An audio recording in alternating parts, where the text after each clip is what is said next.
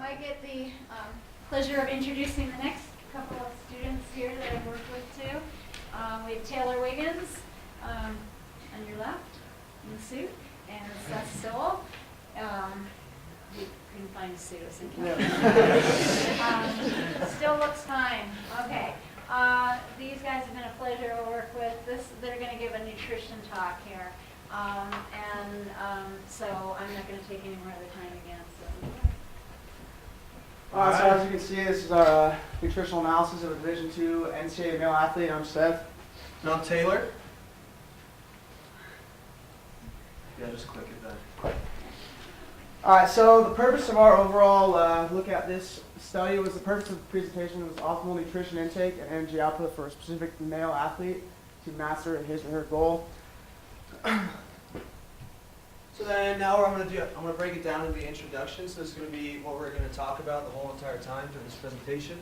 So first, we're going to talk about the importance of macro and micronutrients on a specific athlete. But then I even broke it down even further, and we're going to talk about the fuel. So in order to go longer, you need to have enough macro and micronutrients. And then we're going to talk about energy intake versus energy output. And then also we're going to talk about how it helps delay fatigue in the long run. And then keeps mind focused and ready to go. And then also we finally got prevents muscle degeneration through proteins and amino acids. So for our methods for this, we followed an NCAA athlete. For example, Taylor Wiggins was our choice of that. So we followed him for 3 days. We recorded his nutritional intake and his energy intake. We logged his daily activities. We also used Google Compendium and My Food Record, and we calculated the total energy output for all of these activities he did throughout the 3 days. We also analyzed the micro and micronutrients through Choose My Plate, and then we calculated the athlete's total energy expenditure and calorie consumption, and we also looked at the fluid intake the athlete consumed for those 3 days. So then this is going to be the first example. It's going to be choosemyplate.gov. So as you can see here, right over here, instead of the food pyramid, they changed it to this Choose My Plate. And as you can see, it's going to be, so they want for your dish, half your dish to be fruits and vegetables, and half your dish to be grains and protein. And as you can see here, a cup of dairy right on the side. And then, so then go ahead and click that real quick. So then, I'm just going to, Dr. Bees, what did you eat for lunch today? What did you eat for lunch? Just a little example. Salad, salmon salad. Salmon salad? That's it. Okay. Okay, a little salmon salad. Light dressing, yeah. So salad garden, and add some salmon in there. So let's go with grilled chicken. That's, yeah. Yeah, that'll work. Tastes like chicken. Put it out at lunch. Or at breakfast, it doesn't matter. So then as you can see here, so I mean it just brings up everything, and then right up there it brings up a graph. So 17% it was veggies, and then 11% protein, 4% was here we go up real quick. 4% was I can't even talk. Dairy. So then go here to the nutrient intake report.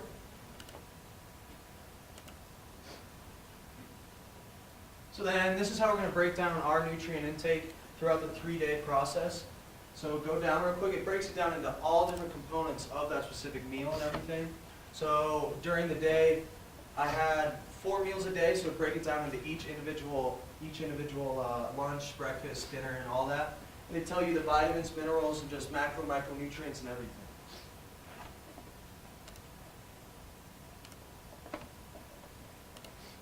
So now here's the Google Compendium, and the Google Compendium will provide, that's what provided us the amount of METs, and that's metabolic equivalency.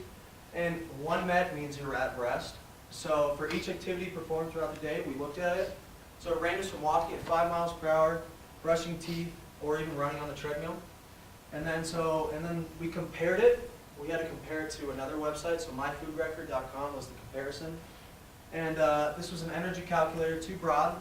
It would just kind of give us, instead of having like ranges from walking, like you wouldn't have walking at 5 miles per hour, just have straight walking. So I mean, go ahead and go to Google Compendium real quick. And go to activity categories. Yeah. So then, as you can see here, it just gives different components of bicycling. So again, 1 met equals at rest. So then bicycling mountain uphill vigorous, this is going to be 14 mets. And then go down to bicycling to from work, self-selected pace, and that's only a 6.8, so it just has so much different variance between mets and everything, depending on how intense the certain activity is. So basic information on our athlete. So we had Taylor Wiggins was the chosen athlete. Sports, lacrosse, and intramural basketball. He stands at 5'8" and weighs 186 pounds. So we took his waist to hip ratio, and his waist to hip ratio was 0.92, which is slightly higher for cardiovascular disease, diabetes, hypertension, and certain cancers. And then his BMI was over the average, so it was increased weight or overweight, risk for type 2 diabetes and cardiovascular disease. But with an athlete, since athletes might have more muscle mass to fat, the BMI doesn't take into account for that muscle mass that the athlete may have. And his overall body fat was 17.4%, which is slightly above the normal. So our athlete's goals was mostly ultimately to lose fat weight and gain muscle mass. His calorie goal is 3,000 kcals a day, and in order for our athlete to reach his overall goal, he needs to expend more energy than he consumes in order to lose that fat weight that he's trying to do. So then now we're going to break it down into the 3 days, like I showed you before on myplate.gov. It breaks it down into these. So first we're going to look at the nutrients. And we're going to just focus on the ones that I'm under and over on. But then as first you can see the dietary fiber, I was under by 12 grams, first off. And then linolenic acid, I was under. And linolenic acid that's the healthy fat that you need for your body. So then cholesterol I was over. Let me go ahead. So then now we're going to break it down into minerals. So minerals I was under on potassium by almost double. Then here I was under in vitamin C by a lot, and then I was under in D, E, and K, basically all the fat solubles other than vitamin A I was under. And then now here's day 2. So we're going to break it down into each day. So total calories this time, I was over 19 calories, which is not bad, especially if our athlete's trying to gain muscle mass and everything. So that's not bad to be just slightly over. So then saturated fat, again, we're over by 2%. And then right here, linoleic and linolenic acid is under this time. So again, that's the healthy fats that everyone needs. And then cholesterol, again, we're over. And then here is sodium, and we're over. And basically with sodium, I'm just going to give a brief little thing about it. Every single processed food has sodium in it, so it's hard to avoid. So that's why I even tried avoiding it my whole entire diet, and I'm still double it. So then vitamin A, I'm over, and then folate, I'm under this time. So then here's the 3rd day. So then we're going to break it down to the 3rd day. So total calories this time, I was way under, 2,318 calories. That's 700 calories under. Carbohydrates are over. But for a specific athlete like me, when I was playing lacrosse, that's not bad to be 70% calories and carbs because of the activity I've been doing. So then dietary fiber, I was under. Total fat, I was under. And then again, linoleic and linolenic acid, I was under also. So then, again, potassium, and then sodium again. Like I said, it's so hard to avoid that it's prominent. It's definitely going to happen in most diets. So then now we're going to break it down into vitamins for day 3. So vitamins, I was under in vitamin A, D, E, and K, all the fat-soluble vitamins. And then folate, I was over, and then choline, I was under. And then this is going to be overall the average of the 3 days. So the total calories for the average of 3 days was 2,682, which was slightly under. And then the dietary fiber, as you can see here, is going to be 4 grams under. And then again, as linoleic and linolenic acid are under. And then the cholesterol is over by double. And the potassium was under, and as you could guess, sodium was definitely over by a lot. And then vitamins, so vitamin D, E, and K were under. And so now we're going to break it down into protein, carbs, and fat intake. So protein intake, I consumed 1.79 grams per kilogram of his body weight with protein. So the recommended amount for protein for a weight gain loss athlete is 1.6 to 2.0 grams per kilogram of body mass. And then so even though this puts him in a good spot, he will still need to maintain this and make sure he consumes enough protein for the amino acids, because amino acids help rebuild the muscles and break it down. So you need the amino acids in order for him to gain that muscle mass he wants. Alright, so for carbohydrate intake, he consumed 4.85 grams per kilogram body weight, which is very low because the recommended value for carbs per day is 6 to 10 grams per kilogram body weight, so he definitely needs to increase that. So for our athlete, for Taylor, we suggest that he needs to consume more carbs throughout a daily basis to have more energy throughout his workouts throughout the day. And with that being said, his carb intake, so he's not burning the protein or the muscle mass in order for him to reach to his goal. So, for fat intake, 21% of his total calories came from fat. So 8% of it came from saturated fat, 5% came from polyunsaturated, and 8% came from monounsaturated. So, and then these are the recommendations for an athlete to intake 20 to 35% of total calories from fat.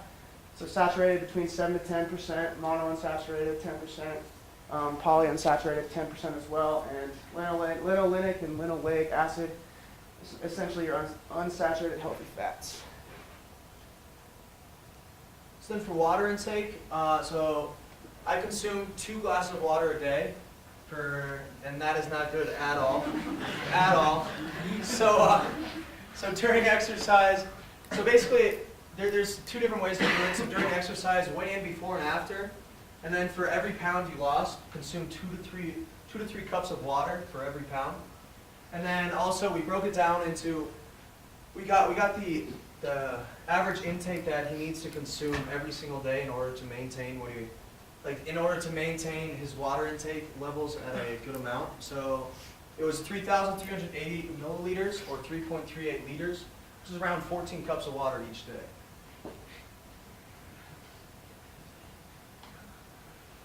So then suggestions to up intake. So we're going to analyze the things that I was under, and some of them I was under completely. So we're going to analyze all of these. So dietary fiber foods. Good examples of dietary fiber foods are black beans, lima beans, peas, artichokes, or broccoli. And then linoleic acid food sources are fish, flax seeds, tofu, walnuts, and canola oil. And then also linolenic acid, fish, flax seeds, sunflower seeds. So you kind of integrate both those linolenic and linoleic acid just with fish. So then potassium, as you know, we're in the SOV, so I had to put potatoes down there. That's the most important thing here. So potatoes, avocados, spinach, bananas, coconut water. And the essential part about coconut water is if you're not a huge fan of water, it kind of brings a little taste to water and everything. So you get that potassium and also you get that water intake while you get that little taste. So then vitamin D, fish again, fortified orange juice, beef liver. I know beef liver sounds gross, but I mean, it all depends on the certain athlete.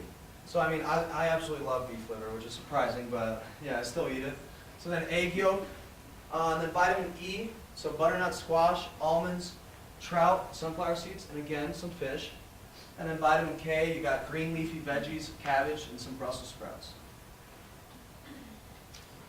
So some warning signs of high cholesterol and high sodium. So for cholesterol, some signs we like chest pain, heart attack, stroke, cardiovascular disease. With that being said, he needs to reduce his egg intake. I believe when he has diet log, I think he consumes like 6 eggs a day, something along those lines. So he definitely needs to reduce that quite a bit. And then sodium, so severe sweating, dizziness, high blood pressure. It could reduce kidney function. And this right here, I know a lot of things have salt in it, and I know a lot of people add salt to a lot of different things, so I think people need to cut down on the sodium intake outside of what's already in the food. So now we're going to get into the total daily energy expenditure. So total daily energy expenditure makes up in kcals, measured in kcals. So you have your RMR, is your resting metabolic rate, which is your energy output at rest. You have your TEA, your thermic effective activity, which is your energy output during activity, and then you have TEF, which is thermic effective food, and that's the energy output during absorption and digestion of food. So for day one, as you can see, his highest, this isn't everything he did that day, these are just the highest things that burn the most calories throughout that day. So driving was close to 1,200 calories, which is very high. So his RMR for this day was, as you can see, is 891 kcals. His TEA was close to 2,200, and his TEF was 270, and his total TDE for that day was 3,331 kcals.